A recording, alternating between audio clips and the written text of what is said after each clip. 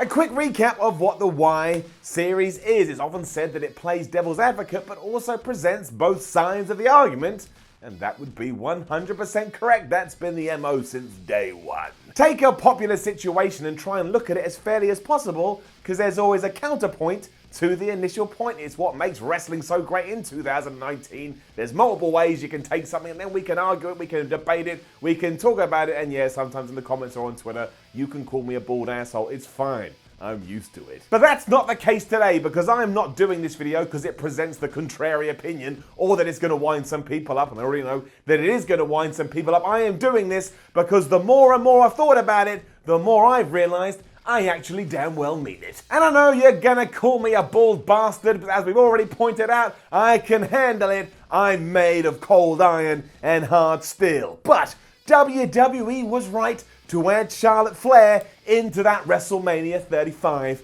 main event. Why? Here's why.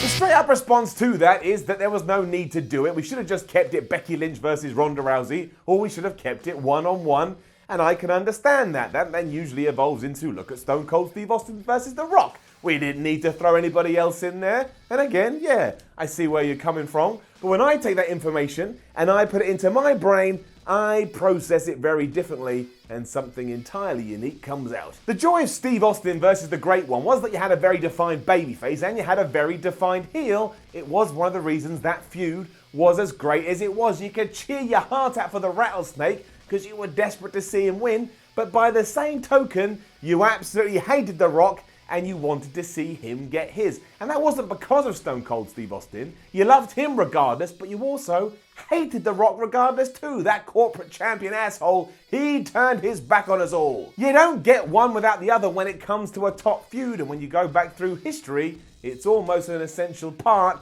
if you want to leave a damn legacy. When we switch back to 2019, I don't think Ronda Rousey fits that bill. She's only getting booed because she's not Becky Lynch, which yes, does mean we've got another Roman Reigns situation on our hands, but that's how I see it. We jeer her simply because we'd rather Becky Lynch won and took her title. I would much rather have a participant involved who can go out there and act like an absolute butthole, and that's what Charlotte Flair has been doing recently. If you saw her performance on Raw or SmackDown, she made you so enraged and so desperate for someone to come out there and make sure that she got hers, because she was a self-entitled piece of trash. She was rubbing everybody the wrong way, but that's the point. She thinks she's entitled to this position. She believes that Becky Lynch should be held down, and that's how the narrative can now tick along until WrestleMania 35, when Becky rises up and goes, nah pal, that's not how this works, and finally, you're gonna get yours. And sure, that hug before TLC now looks dumber than it ever has done, but if I'm gonna start getting hung up on the past, I may as well stop watching WWE now. Continuity is certainly not their strong point. But to me, it all works and just gives Bex even more hurdles to overcome. Now she's got to come back from her knee injury, then find a way to get back into the WrestleMania event, and when she's there, defeat two people. There seems to be this worry that the man isn't actually going to win at the show and shows, but I say absolute poppycock to that. I mean, if I'm wrong, and for some reason WWE decides to either give it to Charlotte Flair or allow Ronda Rousey to retain, then you can take everything I'm saying now and throw it in the bin. But I am so confident, I am so sure that it will be Becky Lynch standing tall to end WrestleMania 35. If I'm wrong, I'll do this. I will cut off all my hair. All we're doing is increasing the odds for our babyface, making it look like an insurmountable situation, but she will overcome. Of course she's going to overcome, because that's the simplest wrestling tale you can throw out there. And as we always say, the simple stories in wrestling usually are the best, even more so if you want to create new fans. If there is someone brand new who's just found wrestling, they love Becky Lynch and think she's great, and they can easily buy into the story, they're going to keep watching for a long time to come. What was this with my hands? I also understand why WWE would want to do this too. Now, this isn't a big point if you are a fan. You can take stuff like this and throw it over there, should you so wish. But if we are on the cusp of having the first ever WrestleMania women's main event, I think it makes more sense to try and include as many faces as you can. And when I say faces, I mean human beings, not good guys. And in that sense, Charlotte should be in it. Now, Ronda Rousey has been absolutely wonderful ever since she arrived on the scene, and I don't think anybody expected her to be this good this soon. And yeah, there's still a few dents in the arsenal, but look at it for what it is. She should not be at the level she is after only doing it for less than a year, or just over a year, but she is. 2 thumbs up for Ronda. But she is a household name that likely will eventually leave the WWE, and there'll be a bunch of opportunities on the table whether she wants them or not. Again, she's Ronda Rousey. She trailblazed through the UFC, and that ain't ever going to change. It can't. It's history. But following on from that, when we look back at the WrestleMania 35 main event from a historical standpoint, I think you want to take as much homegrown talent as you've got and ensure they can associate themselves with that. So that not only would be Becky Lynch, but it would be Charlotte Flair too. It benefits both their careers going forward and puts them in a position of absolute legend. Once it's happened, it can't unhappen, so you're actually giving this rub to 2 superstars, especially because we don't know what the future holds. And yeah, you could do it with one, but why not hedge your bets? I much prefer the idea of giving it to 2 women who absolutely have kicked some ass over the last few years and deserve it. And we hear that word in wrestling all the time. You deserve it. Well, Becky Lynch and Charlotte Flair, I think you deserve this.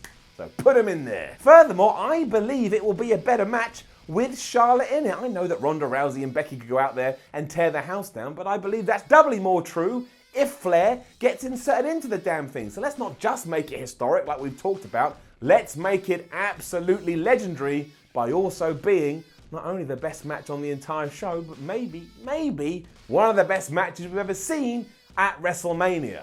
I'm all about that. We're also underlining the fact that the women's division is great because it's great, not because it's a part of an evolution, not because that's something we have to do in the modern day. It's because nothing is better on the show than what they're doing, and they earned, there's that word again, they earned that right. I mean, what's hotter in WWE right now? Daniel Bryan is doing amazingly, and Seth Rollins is kind of involved in an interesting storyline. I do want to see what's going to happen with him at Brock Lesnar in a few months, but ain't none of that coming close to Becky Lynch, Ronda Rousey, and yes, dare I say it, which I do, Charlotte Flair. There's also the small fact that as I say these words, we've still got 7.5 weeks before we get to New Jersey, and that's a long ass time. That doesn't mean you throw things into the narrative just for the hell of it. Like, I don't think Hornswoggle should all of a sudden be part of it, but we do now have loads of questions that need to be answered. How does Becky get back in that damn thing? What does Ronda Rousey do? Is she affiliated with Charlotte, or does now she kind of understand where Becky is coming from? And what does it all mean for Charlotte? Does she have to do some brand shifting now? I mean, she was just on Raw because Vince McMahon brought her out, which he can do. He's the chairman of the board.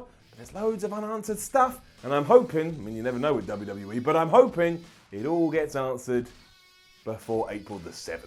Just to address it too, because I have seen it out there, yeah, it does kind of undermine the Royal Rumble, but if we're going to go down that road, you don't start with the 2019 Rumble, you go back through many of the men's iterations where they did that too. Go back to 2006, Rey Mysterio won that thing, and then he lost his opportunity at No Way Out to Randy Orton, and yet still somehow wound up in the damn thing. So don't talk to me about the Royal Rumble and the sacred nature of the Royal Rumble. That got burned a long time ago. That ship has sailed. Also, just to stress the point, as long as it does go off air with Becky Lynch holding the title, then nothing else matters. It's probably what James Hetfield was singing about. It's a rare occasion where the destination is more important than the journey, even though I think the journey is really fun. Who thought all this stuff was going to happen? Hell, a year ago, who thought Becky Lynch would even be in this position to begin with? You should just enjoy what you've got. But there's twists, there's turns, and it's making you react to something. It's making you emote. And isn't that what we all wanted when Baron Corbin was boring us to tears at the end of 2018?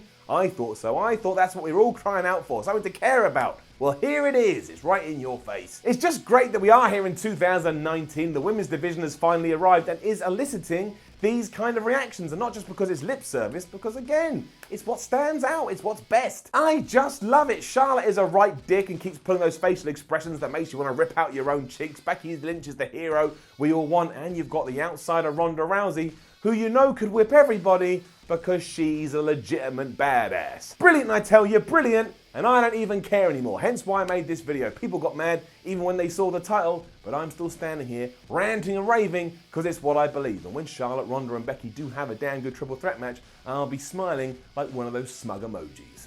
Now, don't forget to leave a comment below, probably saying something like, "Shut up, Miller. What have you done, Miller? You put this idea in WWE's head, Miller. I'm going to come and kill you, Miller." Probably also, "WWE clearly pays you, Miller." Yeah, right. Like, share, and subscribe. Head over to WhatCulture.com and read yourself some articles. Go and follow WhatCulture on Twitter at WhatCultureWWE.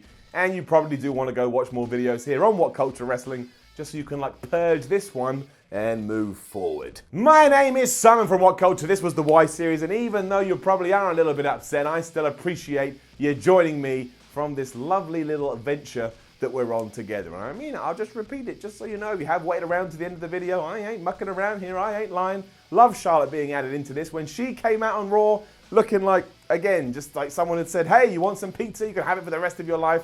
I cheered like an absolute goon, even more so when I went online and I went on social media and I saw the reaction. People were so mad, and I thought, well done, WWE. You got them. You wrapped them around your finger, and now hopefully everything goes up. Other than the rating doesn't seem to move anymore. But hey, I don't have to worry about that. I'm a fan. I'm not in charge of production. See you soon.